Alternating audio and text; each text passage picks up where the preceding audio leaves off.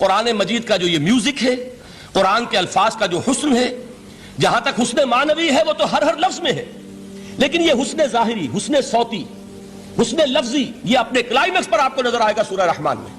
اس کی 4 آیات پر ذرا توجہ کریں گے، عجیب حقائق سامنے آئیں گے۔ جہاں یہ قرآن مجید کے حسن صوت اور حسن لفظی کی معراج ہے، وہیں اس کی پہلی 4 آیات میں 4 چوٹی کی چیزوں کا ذکر ہے، سب سے اونچی چیزیں۔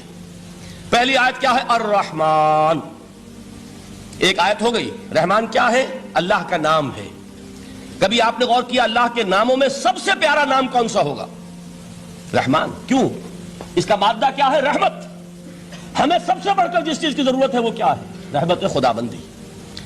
نام اچھی طرح سن لیجئے اس حضور کی قول کو۔ حضور فرماتے کوئی شخص جنت میں مجرد اپنے عمل کی بنیاد پر داخل نہیں ہو سکے گا جب تک کہ رحمت خداوندی دستگیری نہ کرے۔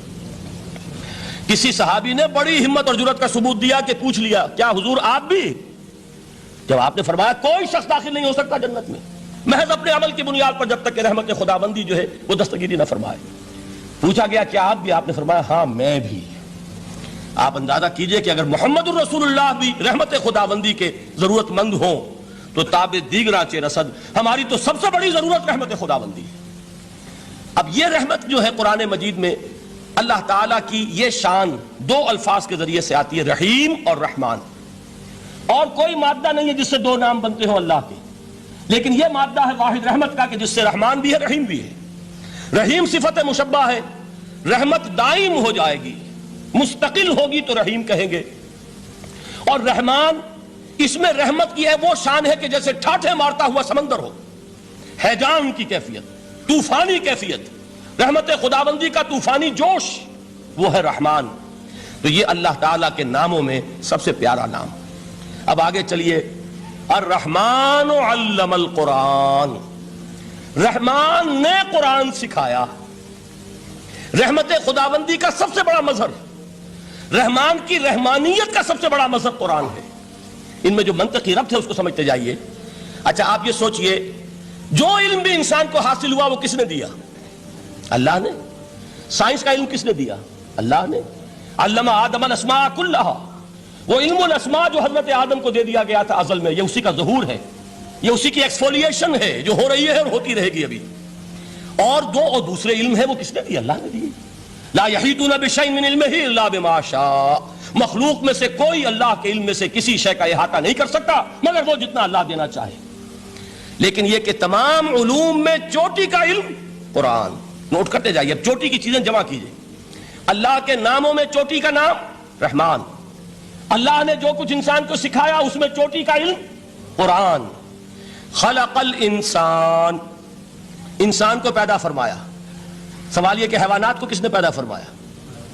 آسمان کس نے پیدا کیے؟ زمین کس نے پیدا کی؟ فرشتے کس نے پیدا کیے؟ کیا مطلب خلق الانسان؟ اس کی تمام مخلوقات میں اس کا کلائمیکس، اس کی تخلیق کی معراج، اس کے تخلیق کا نقطہ عروج انسان ہے۔ یہ ہے کہ جو مسجود ملائک بنا ہے۔ وَلَقَدْ كَرَّمْنَا بَنِي آدَمَ وَحَمَلْنَاهُمْ فِي الْبَرِّ وَالْبَحْرِ وَرَزَقْنَاهُمْ مِنَ الطَّيِّبَاتِ وَفَضَّلْنَاهُمْ عَلَىٰ كَثِيرٍ مِّمَّنْ خَلَقْنَا تَفْضِيلًا۔ تو تخلیق میں سب سے اونچی تخلیق انسان کی، علموں میں سب سے اونچا علم قرآن کا، اللہ کے ناموں میں سب سے اونچا نام رحمان۔ اب آئیے چوتھی چیز، علمہ البیان، انسان کو بیان کی صلاحیت عطا فرمائی۔ کیا اور کوئی صلاحیت عطا نہیں کی؟ بینائی کس نے دی؟ اللہ نے۔ اسی طریقے سے سماعت کس نے عطا فرمائی؟ اللہ نے۔ کتنی فیکلٹیز ہیں، کتنے ایکسٹرنل آرگنز ہیں سینس کے، کتنے انٹرنل سینسز ہیں جو اللہ نے دیے ہیں۔ لیکن یہاں بھی سمجھ لیجئے جتنی فیکلٹیز ہیں ہیومن فیکلٹیز، ان میں ٹاپ کی فیکلٹی جو ہے وہ اسپیچ ہے، کلام ہے، بیان ہے۔ جن لوگوں نے میڈیکل سائنس کا مطالعہ کیا ہے وہ جانتے ہیں کہ یہ برین ہے، ہیومن برین، اس برین میں جو وہ اوپر ایک زرد سا مادہ ہوتا ہے، گرے میٹر، اس کی ایک کوٹنگ ہوتی ہے، یہ ہائیسٹ ایوالوڈ فارم ہے، اور اس میں سب سے بڑا رقبہ جو ہے وہ اسپیچ سینٹر کہلاتا ہے۔ اسی لیے انسان کو حیوان ناطق کہتے ہیں۔ حیوان کے اور انسان کے مابین امتیاز قائم کیا گیا، نطق، گویائی، بولنا۔ اب یہ کیا چیز ہوئی؟ انسان کی صلاحیتوں میں سے سب سے اونچی صلاحیت۔ 4 آیتیں ہو گئی نا۔ اللہ کے ناموں میں سب سے چوٹی کا نام رحمان، اس نے جو علوم پیدا کیے ان میں چوٹی کا علم قرآن، اس نے جو مخلوقات پیدا فرمائی ان میں چوٹی کی مخلوق انسان، انسان کو جو صلاحیتیں اور استعدادات عطا فرمائی ان میں چوٹی کی استعداد بیان۔ جمع کیجئے نتیجہ کیا نکلے گا؟ وہ نتیجہ ایک حدیث نبوی کی شکل میں سامنے آتا ہے۔ پہلی حدیث میں نے یہی پڑھی تھی، اس کے راوی کون ہے؟ عثمان ابن عفان۔ میں حیران ہوتا ہوں وہ قافیہ یہاں بھی موجود ہے، رحمان، قرآن، بیان، انسان، عثمان، عفان، باپ کا نام بھی اسی وزن پر ہے، عثمان ابن عفان۔ عن عثمان ابن عفان رضی اللہ تعالی عنہ قال قال رسول اللہ صلی اللہ علیہ وسلم، حضرت عثمان شہید مظلوم ذو النورین رضی اللہ تعالی عنہ فرماتے ہیں کہ اللہ کے رسول صلی اللہ علیہ وسلم نے فرمایا خیرکم من تعلم القرآن وعلمہ، تم میں سے بہترین لوگ وہ ہیں جو قرآن سیکھیں اور سکھائیں۔ قوت بیان جو تمہاری ٹاپ فیکلٹی ہے، اس کا استعمال کسی گھٹیا کام کے لیے نہیں ہونا چاہیے۔ دیکھیے اردو میں محاورہ ہے کہ توپ سے مکھی نہیں ماری جاتی، توپ بنائی گئی ہے کسی بڑی شے کے لیے، مکھی مارنے کے لیے توپ استعمال نہیں ہوتی۔ یہ قوت بیان جو ہے، جو ٹاپ موسٹ فیکلٹی ہے ہیومن جو فیکلٹیز ہیں ان میں سے، اس کا استعمال بھی ٹاپ موسٹ ہونا چاہیے۔